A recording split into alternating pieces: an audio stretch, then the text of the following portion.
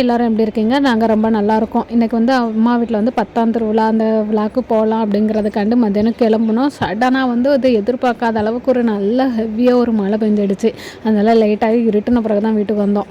இன்றைக்கி வெள்ளிக்கிழமை வந்து வீட்டு பக்கத்தோடி வந்து வாகனம் கொண்டு வருவாங்க. குதிரை வாகனம் கொண்டு வந்து அதுக்கு அர்ச்சனைலாம் பண்ணலாம் அப்படிங்கிறதுனால எல்லாம் எடுத்து வச்சுருந்தோம். நான் வரும்போது பூவெல்லாம் வாங்கிட்டு வந்துட்டேன் தோவாளையிலேருந்து.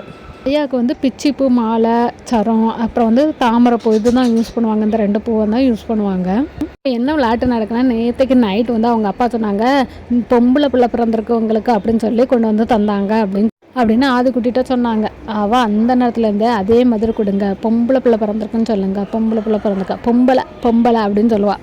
அதனால் நைட்டு ஃபுல்லாக அவங்க அப்பாவை தூங்க விடாமல் இதே தான் செஞ்சுட்டு இருந்தா. இன்றைக்கி இங்கே வந்ததுலேருந்து தாத்தாக்கிட்டையும் பாட்டிக்கிட்டையும் அதே மாதிரி தூக்கி கொடுக்கணுமா, பொம்பளை பிள்ளை பிறந்திருக்கு அப்படின்னு சொல்லிட்டு அதே தான் ஃபுல் நேரமாக. அவங்க கோயிலுக்கு நேரம் ஆயிடுச்சு கிளம்புனா கேட்க மாட்டா, பொம்பளை பிறந்திருக்குன்னு சொல்லுங்க அப்படின்னு. கோயிலுக்கு போயிட்டு வந்து விளாடுவோம் அப்படின்னு சொல்லி சமாதானப்படுத்தி அதுக்குறே கிளப்பியிருந்து. சாமி வரதுக்கு முன்னால் கேமராவை அங்கே வைக்கலாம் இங்கே வைக்கலாம் அப்படின்னு சொல்லிட்டுலாம் பார்த்துட்டு கடைசியில் சாமி வரும்போது கேமரா வச்சுட்டு ஆன் பண்ணி விட்டால் மறந்தையாச்சு.